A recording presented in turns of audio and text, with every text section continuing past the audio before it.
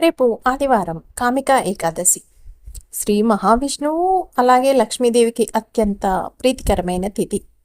ఈ రోజునండి విష్ణుమూర్తిని ఆరాధించడం వల్ల పాపాలు కష్టాలు తొలగి ఆయురారోగ్యాలు ఐశ్వర్యం లభిస్తాయని శాస్త్రాల్లో చెప్పబడింది. అంతేకాదు, ఎవరైతే అప్పుల బాధతో బాధపడుతున్నారో వారి అప్పులు తీరి ఆర్థిక స్థితి మెరుగుపడడానికి రేపు ఒక అద్భుతమైన పరిహారాన్ని అయితే మనం ఈ వీడియోలో చూడబోతున్నాం. ఇప్పుడు నమస్కారం అండి. భాషలు వేరు కావచ్చు, ప్రాంతాలు వేరు కావచ్చు, కానీ మంచి జీవితం ఎలా ఉండాలి అనే సత్యం మాత్రం అందరికీ ఒకటే. అలాంటి గొప్ప నీతి గ్రంథాల్లో ఒకటి తిరుక్కురాళ్. తిరుక్కురాళ్ రచించిన ఈ గ్రంథం మనిషి జీవితం ఎలా ఉండాలి, ధర్మం ఎలా పాటించాలి, కుటుంబాన్ని ఎలా నడపాలి, ధనాన్ని ఎలా సంపాదించాలి అనే ఎన్నో విలువైన విషయాలను తెలియజేస్తుంది. తిరుక్కురాళ్ మనకు ఒక గొప్ప సందేశం ఇస్తుంది. ధనం సంపాదించడం అవసరం, కానీ ఆ ధనం న్యాయమైన మార్గంలో రావాలి. ఎందుకంటే అన్యాయంగా వచ్చిన సంపద బయట గొప్పగా కనిపించిన మనసులో ప్రశాంతతను ఇవ్వదు. ధర్మంతో వచ్చిన చిన్న సంపద కూడా కుటుంబంలో సంతోషాన్ని గౌరవాన్ని తీసుకురాగలదు. మనిషి గొప్పతనం వారి దగ్గర ఎంత డబ్బు ఉందో కాదు, వారి ప్రవర్తన ఎంత నీతిగా ఉందో దానిపై ఆధారపడి ఉంటుంది. అందుకే మన పెద్దలు సంపాదించమన్నారు, కానీ నిజాయితీని వదలద్దన్నారు. ఖర్చు చేయమన్నారు, కానీ వృధా చేయవద్దన్నారు. కుటుంబాన్ని ప్రేమించమన్నారు, కానీ ధర్మాన్ని మర్చిపోవద్దన్నారు. దానం చేయమన్నారు, ఎందుకంటే ఇతరులకు ఉపయోగపడే సంపదకే నిజమైన విలువ ఉంటుందని భావించారు. కాబట్టి ఫ్రెండ్స్, ఈ రోజుల్లో చాలామంది ఆర్థిక సమస్యలు, అప్పులు, ఒత్తిడులతో బాధపడుతున్నారు. అలాంటి సమయాల్లో మన సాంప్రదాయం మనకి ఒక విషయాన్ని గుర్తు చేస్తుంది. మన ప్రయత్నం ఉండాలి, మన క్రమశిక్షణ ఉండాలి, మన ధర్మబద్ధమైన జీవనం ఉండాలి, అలాగే భగవంతుడిపై విశ్వాసం కూడా ఉండాలి. ఈరోజు మనం తెలుసుకోబోయే పరిహారం కూడా కేవలం డబ్బు రావాలని చేసే ఒక పని కాదు. మన అప్పులు తీర్చేటట్టు, అలాగే మనలో క్రమశిక్షణని పెంచి కృతజ్ఞతను గుర్తు చేసే, ధర్మ మార్గంలో నడిపించే ఒక ఆధ్యాత్మిక సాంప్రదాయం. ఈ పరిహారం వెనుక ఉన్న భావం ఏమిటి?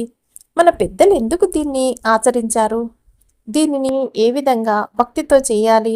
ఇప్పుడు పూర్తి వివరాలతో తెలుసుకుందాం. ఎందుకంటే ధనం జీవితానికి సాధనం, ధర్మం జీవితానికి మార్గం, న్యాయం జీవితానికి గౌరవం, భక్తి జీవితానికి బలం. మీరు కాబట్టి వీడియోని లైక్ చేయటం కూడా అండి అస్సలు మర్చిపోకండి. అంతేకాదండి, మీరు ఫస్ట్ సారి మా ఛానల్కి వచ్చినట్టయితే సబ్స్క్రైబ్ చేసుకోండి. అంతకుముందు వచ్చి కూడా సబ్స్క్రైబ్ చేసుకొని వారు ఎవరైనా ఉంటే తప్పకుండా సబ్స్క్రైబ్ చేసుకొని పక్కనే ఉన్న బెల్ ఐకాన్ని నొక్కండి మరిన్ని ఇలాంటి వీడియోల కోసం.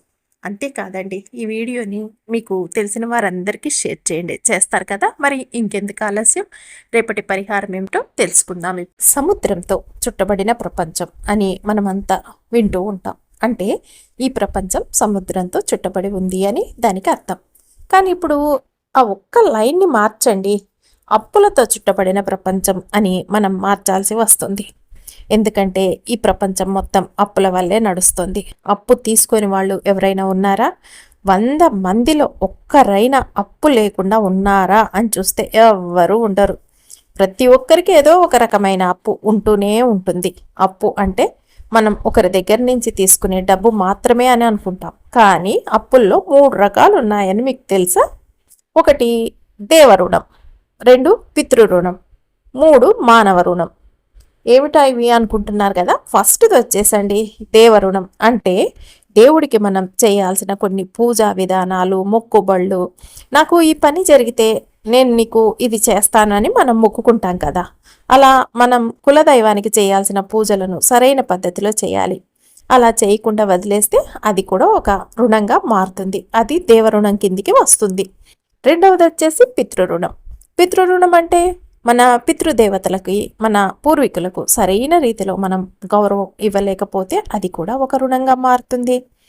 ఆ రుణమే పితృదోషంగా, పితృశాపంగా మారి మన కుటుంబాన్ని తీవ్రంగా వేధిస్తుంది. దాని తర్వాత వచ్చేదే మానవ రుణం, మూడవది. ఒక మనిషి అండి తన ఆర్థిక అవసరాలని తీర్చుకోవటం కోసం మరొక మనిషి దగ్గర నుంచో లేదా బ్యాంకుల దగ్గర నుంచో తీసుకునే అప్పే మానవ రుణం. ఈ 3 రుణాలను ఎవరైతే సరిగ్గా తీర్చరో వారి జీవితం దిక్కుతోచని స్థితిలోనే ఉంటుంది. అవునండి, ఏదో ఒక రకమైన కష్టాలు వస్తూనే ఉంటాయి. మనం ఒక అత్యవసర పరిస్థితి కోసం వెళ్ళి ఒక అప్పు తీసుకుంటాం. ఆ తర్వాత మన తెలివితేటలతో కష్టపడి ఆ అప్పుని వడ్డీతో సహా సరైన సమయానికి తిరిగి చెల్లించేయాలి. అలా మనం తిరిగి చెల్లించకపోతే ఆ వడ్డీ అసలు కంటే ఎక్కువైపోయి ఇక ఈ రోజుల్లో చాలామంది ప్రాణాలు కూడా తీసుకుంటున్నారు. ఇది జరుగుతుందో లేదో మీరే చెప్పండి. మనం ఊహించిన దానికంటే ఎక్కువ ఉన్న అప్పు చాలా తక్కువ సమయంలో తీరిపోతుంది. చాలా వేగంగా తీరుతుంది. అబ్బో! నా అప్పులన్నీ తీరటానికి ఇంకో 10 ఏళ్ళు పడుతుంది అని మనం అనుకుంటే కేవలం 2, 3 ఏళ్లలోపే మీ అప్పులు ఉన్న చోటు తెలియకుండా మాయమైపోతుంది. ఎందుకంటే రేపు అంతటి శక్తివంతమైన పరిహారాన్ని చేయబోతున్నాం కాబట్టి. ఒక సరళమైన పూజను శుచిగా ఉన్నవారు మీ పూజ గదిలో లేదా హాల్లో కూర్చొని ధైర్యంగా చేయవచ్చు. దీనికి మీరు దీపం వెలిగించాలి, ధూపం వేయాలి, నైవేద్యం పెట్టాలి అని ఎలాంటి నిర్బంధం లేదు. ఏంటంటేనండి, నేను చేస్తాను అన్న మీకు ఆసక్తి ఉంటే చేయొచ్చు. లేదండి లేట్ నైట్ నేను చెయ్యలేను, వర్క్ నుండి అలసిపోయి వచ్చాను అంటే చేయాల్సిన అవసరం లేదు. రేపు రాత్రండి మనం చెయ్యబోయే ఈ సులువైన పూజకు కావాల్సిన వస్తువులు ఇవే. అవి ఏమిటో ఇప్పుడు క్లియర్గా తెలుసుకుందాం. అయితే ఆ పరిహారంలో కంటే ముందండి మనం ఇది ఒకటి చేస్తే మంచిది. రేపు రాత్రికి పరిహారం చేయాలి మనం. ఉదయానమాట ఏం చేయాలి అంటే స్నానం ముగించి ఒక రాగి చెంబులో నీళ్లు, కొద్దిగా అక్షింతలు, ఎర్రటి పువ్వులు, కొద్దిగా బెల్లం లేదా కుంకుమ వేసండి సూర్య భగవానుడికి ఆర్ఘ్యం సమర్పించండి. ఆ సమయంలో ఓం సూర్యాయ నమః అని జపించండి. లేదా ఓం గృహిణి సూర్య ఆదిత్యాయ నమః అని జపించండి. ఇక పూజా మందిరంలో రేపు కామికా ఏకాదశి కాబట్టండి శ్రీ మహావిష్ణువు లక్ష్మీదేవి పటం వద్ద దీపం వెలిగించి స్వామివారికండి పసుపు పువ్వులు, తులసి దళాలు సమర్పించండి. విష్ణు సహస్రనామాలు పారాయణం లేదా ఓం నమో భగవతే వాసుదేవాయ అని జపం చేయటం ద్వారా విష్ణు అనుగ్రహం కూడా కలుగుతుంది అని పండితులు అంటున్నారు. ఇక రేపు రాత్రి మనం చేయబోయే ఆ సులువైన పూజకు కావాల్సిన వస్తువులు ఏమిటో చూసుకుందాం. ఒక ప్లేట్ తీసుకోండి. ఒక ఇత్తడి ప్లేట్ అనేది లేదా రాగి ప్లేట్ ఉంటే రాగి ప్లేట్ అండి. ప్లాస్టిక్ వద్దు, గాజుదున్నా పర్వాలేదు. తీసుకున్న తర్వాత మీరు దానిపైన ఒక మంచి తమలపాకును ఉంచండి. పాడవ్వకుండా ఉండాలి. తమలపాకు అనేది ఎక్కడ ఆకు చిరిగిపోయి కానీ, ముడతలు పడి కానీ, ఎండిపోయినట్టు కానీ ఉండకూడదు. చక్కగా ఒక తమలపాకును తీసుకొని దాన్ని శుభ్రంగా కడిగి తూడ్చి మీరు దాన్ని తీసుకురండి. తీసుకొచ్చిన తర్వాత అండి మీరు దానిపైన 6 రూపాయల నాణ్యాలనే ఉంచాలన్నమాట. మీరు కనుక విదేశాల్లో ఉంటే మీ కరెన్సీలో 6 విలువ ఉండే కాయిన్స్ని లేదా నోట్లను తీసుకోండి.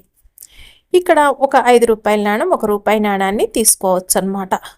ఇక అలాగే మీరు 3 2 రూపాయల నాణ్యాలు లేదా 6 1 రూపాయి నాణ్యాలని కూడా పెట్టవచ్చు. అది మీ ఇష్టం. దీన్ని తీసుకొని ఏం చేస్తారు అంటే మంచిగా శుభ్రంగా కడగాలండి. నోట్లు అయితే కడిగే పని లేదు. మామూలుగా కాయిన్స్ని అయితే కడగాలి. కడిగేసి తుడిచేసిన తర్వాత అండి దీన్ని తీసుకువెళ్ళి ఇందాక మనం ఇత్తడి ప్లేట్లో ఆకు పెట్టాం కదండి తమలపాకు, దాని మీద ఉంచాలన్నమాట. ఉంచిన తర్వాత ఆ నాణాల పైన 36 నిమిషాల పాటు అండి టైం అనేది పెట్టుకోండి. కుదరదండి అనుకుంటే కనీసం అండి 11 నిమిషాలైనా సరే మీరు కుంకుమార్చన చేయాలన్నమాట. ఈ నాణ్యాల్ని పెట్టి దాని మీద కుంకుమ వేసుకుంటూ మంచి సువాసన గల పువ్వుల్ని తీసుకొని అర్చన చేయాలన్నమాట. తర్వాత మీరు అంటే అందరికీ మంచి అంటే కొంతమంది పువ్వులు అంటే మల్లెపూలు దొరికితే మల్లెపూలు పెట్టచ్చండి. విరజాజులు, సన్నజాజులు మీ ఇష్టం. ఇలా వాసన వచ్చే పువ్వుల్ని మాత్రమే తీసుకోవాలి. తీసుకొని మీరు కుంకుమ తీసుకొని చక్కగా మీరు అర్చన చేయాలన్నమాట కుంకుమతో. ప్రతిసారి అర్చన చేసేటప్పుడు మనం ఇది ఎందుకు చేస్తున్నాం? అప్పులన్నీ తీరాలని. అప్పులకి కారకుడు ఎవరు? అప్పులు తీరటానికి కారకుడు మనకి మంగళగ్రహం. కాబట్టి ఆ మంగళగ్రహానికి అధిపతి సుబ్రహ్మణ్య స్వామి. కాబట్టి ఏం చేయాలంటే ప్రతిసారి మనం అర్చన చేసేటప్పుడు కుంకాన్ని వేసేటప్పుడు ఓం షణ్ముగాయ నమః అనే నామాన్ని జపించాలన్నమాట. ఎన్నిసార్లు అర్చన చేయాలి అంటేనండి కనీసం 9 సార్లు లేదా 27 సార్లు, 54 సార్లు, 108 సార్లు, అది మన ఇష్టం. కనీసం 9 సార్లైనా చేయాలన్నమాట. ఓం షణ్ముగాయ నమః, ఓం షణ్ముగాయ నమః, ఓం షణ్ముగాయ నమః అని మీరు 9 సార్లు లేదా 27 సార్లు మీ సౌకర్యాన్ని బట్టి చేయవచ్చు. ఇలా చేసేటప్పుడు అండి మీరు తూర్పు ముఖంగాని ఉత్తర ముఖంగా కానీ కూర్చోవాలి. మిగతా పూజా ఏర్పాట్లు దీపాలు వెలిగించడం ఏది అవసరం లేదు. తమలపాకు దీపం ఈరోజు వెలిగించినా కూడా రాత్రి సమయంలో మాత్రమే ఈ పని చెయ్యండి. ఇక మీరు ఈ తమలపాకు మీద ఈ కాయిన్స్ పెట్టి ఈ విధంగా మీరు అర్చన చేస్తారు కదా కుంకుమ వేసుకుంటూ, ఆ తట్టని అలాగేనండి పూజ గదిలో పెట్టేసేయండి. పెట్టేసిన తర్వాత మరుసటి రోజండి మీరు ఈ రూ. 6 నాణేలను తీసుకొని మన దగ్గర కవర్లు ఉంటాయి కదా, ఆ కవర్లో పెట్టేసేయండి. పెట్టేసి కుంకాన్నండి మనం రోజు వాడుకోవచ్చు. తమలపాకు అనేది మరుసటి రోజుకి వాడిపోతుంది కాబట్టి దాన్ని కాళ్ళు తగలని చోట వేసేయండి. ఇలా చేస్తే చాలండి. ఇదే మీరు చేయాల్సిన పూజ. చాలా శక్తివంతమైన పూజ అన్నమాట ఇది.